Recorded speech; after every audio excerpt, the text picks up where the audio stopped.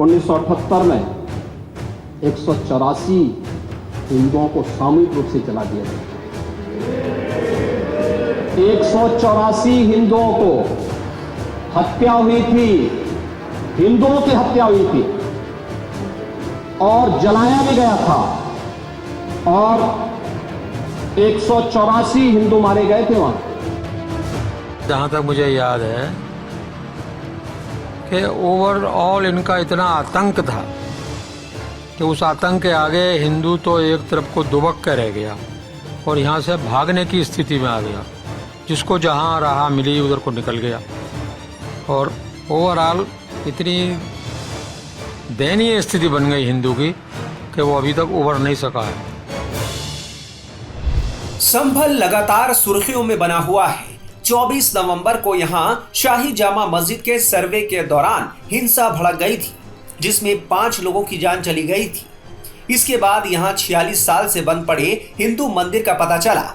बताया जा रहा है कि 1978 के दंगों के दौरान हिंदू परिवारों को पलायन करना पड़ा और तभी से ये मंदिर बंद था। 1978 का दंगा दहला देने वाला था, कई लोगों की जान गई थी और इससे भय का माहौल बन गया था। 1978 के दंगे का जिक्र योगी आदित्यनाथ ने यूपी विधानसभा में भी किया है। पहले सुनिए योगी का वो बयान, फिर आपको उन चश्मदीदों की जुबानी सुनवाएंगे। 1978 में दंगों के दौरान हुआ क्या था। मैं कहता हूं तो बाबरनामा भी कहता है कि हर मंदिर को तोड़ करके एक ढांचा खड़ा किया गया। आप तो एक श्रेष्ठ ब्राह्मण कुल में आपने जन्म लिया है। आप तो भारत के पुराणों की परंपरा पर विश्वास करते हैं। हमारा पुराण भी इस बात को कहता है कि भगवान विष्णु, श्री हरि विष्णु का 10वां अवतार संभल में ही होगा, उसी संभल में होगा। ये संभल में दंगों का जो इतिहास है 1947 से ही प्रारंभ होता है। 1947 में एक मौत होती है। 1948 में 6 लोग मारे जाते हैं। 1958 में भी दंगा होता है। 1962 में भी दंगा होता है। 1976 में भी 5 लोगों की मौत वहां पर हुई थी और 1978 में 184 हिंदुओं को सामूहिक रूप से जला दिया गया था। 184 हिंदुओं को हत्या हुई थी, हिंदुओं की हत्या हुई थी और जलाया भी गया था और 184 हिंदू मारे गए थे वहां। 184।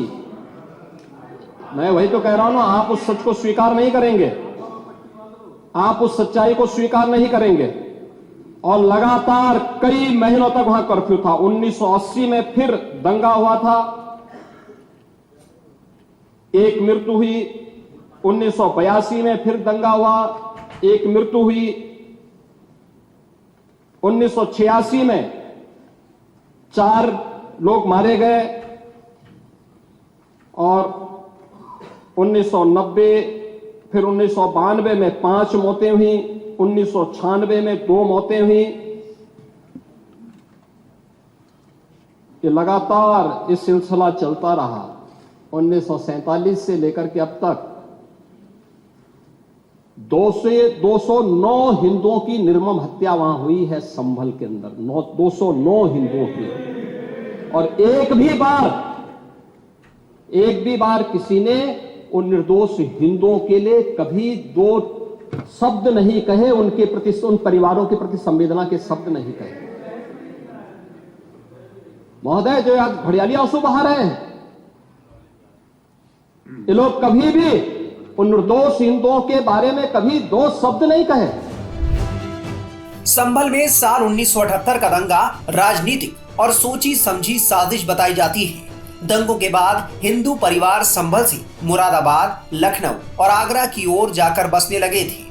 कुछ लोग संभल के नजदीकी कस्बों में रहने लगे। कुछ लोगों ने अपना व्यापार संभल में रखा, लेकिन बाहर रहते थे। संभल के स्थानीय हिंदू उस दौर को याद कर आज भी सहम जाते हैं। 1978 में जो बलवा हुआ था उसके बाद जो हिंदू बस्ती थी वो लगभग खत्म होने के कगार पे आ गई थी। लोग वहां से पलायन कर गए थे, कुछ लोग दूसरे जिले में चले गए थे, कुछ दूसरे राज्य में चले गए थे। लोग यहां पर अपने आप को सुरक्षित महसूस कर रहे थे। 78 में ऐसा क्या हुआ था और 78 की जो त्रासदी थी, 78 का जो एक तरीके से कहें तो जो पीड़ा लोगों के अंदर थी वो कितनी भयावह थी, ये हम लोगों की जुबानी सुनेंगे।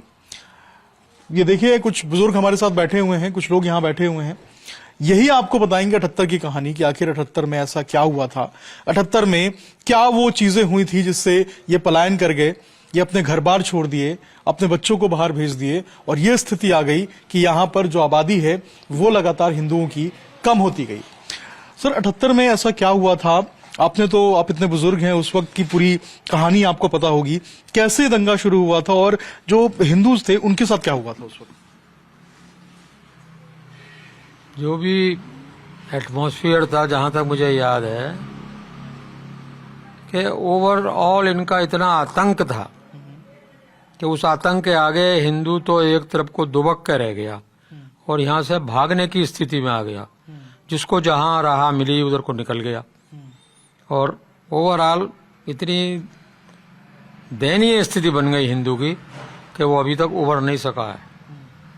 उस वक्त क्या स्थिति थी? कितने हिंदू परिवार थे, कितनी हिंदू बस्तियां थी और कैसे लोग पलायन कर गए, कैसे निकल गए? तो धीरे धीरे कमी होते चले जा रहे हैं बराबर। उस टाइम जो थे वो आज लगातार घटते चले जा रहे हैं। हर आदमी यहाँ से पलायन की सोच रहा है। मैं किसी बच्चे से कहता हूँ कि यहाँ आके आ जाओ, बोले ना अब हम यहीं पर ठीक है, हम यहाँ पर नहीं आना चाहते।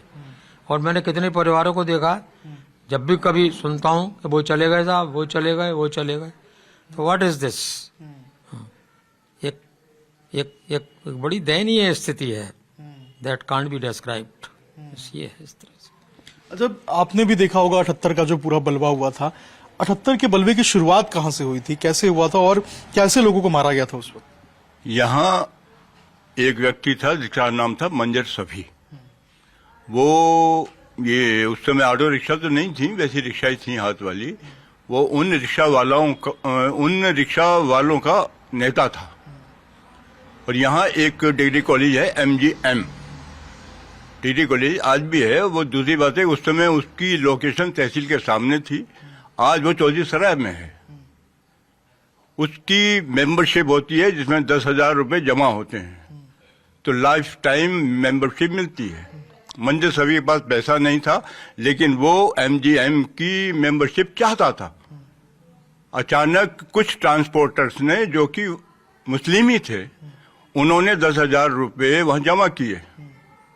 मंजर सफी ने वहां जाकर देखा, ये 10,000 रुपये मेरे लिए जमा हुए हैं। लेकिन उन्हीं ट्रांसपोर्टर्स ने ये कह दिया कि ये हमने किसी के नाम से जमा नहीं किए। तो मैनेजमेंट ने मंजर सफी को वहाँ वो लाइफ टाइम जो थी वो देने से मना कर दिया। इस बात पे वो 40-50 लोगों को लेकर तहसील पे पहुंच गया। उस समय यहाँ SDM थे बंसीधर, कोतवाल था घोषियाल और डिस्ट्रिक्ट का DM थे फरहत अली। और फरहत अली का मंजर सफी पर पूरा हाथ था, पूरी छूट थी उसे। उसने वहां जाके तहसील पे बहस करी, दंगा करा और SDM के चांटा मार दिया। परिस्थिति यही रही कि यहाँ पर हिंदू भागे, इसीलिए कि वो दंगा जो हुआ, दंगे के भय की वजह से भागे। और उसके बाद कभी भी हिंदू को ये सहारा देने वाला कोई नहीं मिला कि कोई जैसे राजनीतिक होता है, MP होता है, MLA होता है, ऐसा कोई नहीं मिला। सापा की सरकार रही, कांग्रेस की रही, इस तरीके की सरकारें रहीं, तो उसमें हिंदू का मनोबल टूट गया। उनकी सुनवाई कुछ हुई नहीं और उनकी सुनवाई नहीं, एक ही पक्ष की सुनवाई होती रही।